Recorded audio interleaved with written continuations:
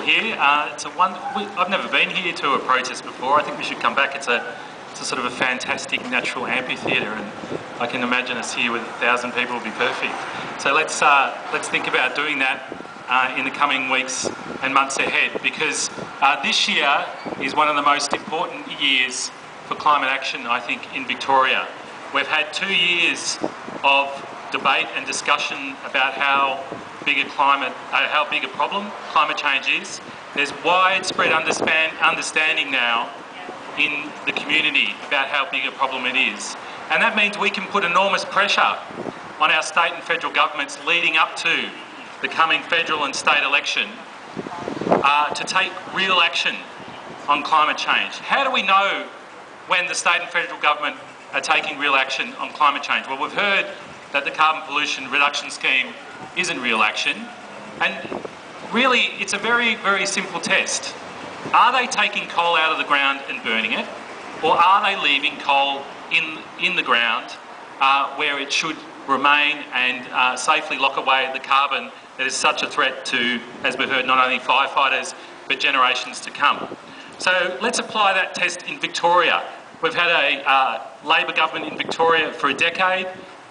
John Brumby, who's now Premier, was Treasurer over, I think, all of that time.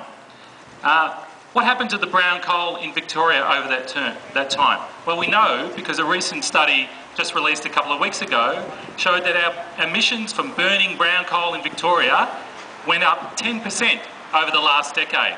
In other words, we haven't been keeping coal in the ground, we've been digging more of it up and burning more of it over the last decade on John Brumby's watch. So what we want to do this year in the climate movement is turn that around.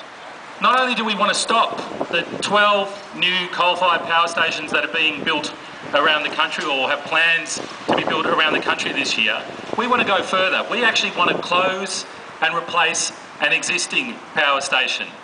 And the power station we should all be focused on is Hazelwood Power Station. It is in the Latrobe Valley. It's the dirtiest power station in Australia. It puts over 17 million tonnes of carbon pollution into the atmosphere. It's the biggest single emitter of dioxin in Australia. And it's an industrial dinosaur from, decades and decades ago. It was built, actually, one of the people who built it was my grandfather, in the 1950s and 1960s, and it was due to be closed in 2005. But John Brumby and the Labor Party decided to keep it open. Well, this year we now have a window of opportunity. And the window of opportunity is this election and the fact that the public is clamouring for real action on climate change.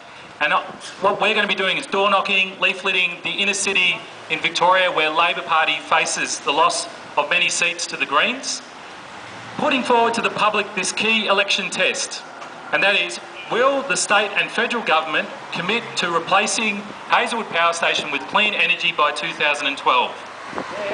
Not we're going to do something about climate change, not climate change is the great moral issue of our time. We are going to close a power station and replace it with clean energy before it was due to be closed, and therefore locking up that coal that power station would otherwise have burned. That's the key test for John Brumby over the next 6 months. And I really invite you to be part of this campaign to get that key test out into the community. It can create jobs in the Latrobe Valley. If we replace Hazelwood with clean energy, we can create jobs in the Latrobe Valley and create climate jobs across Victoria. It can be done with wind, with solar, with energy efficiency.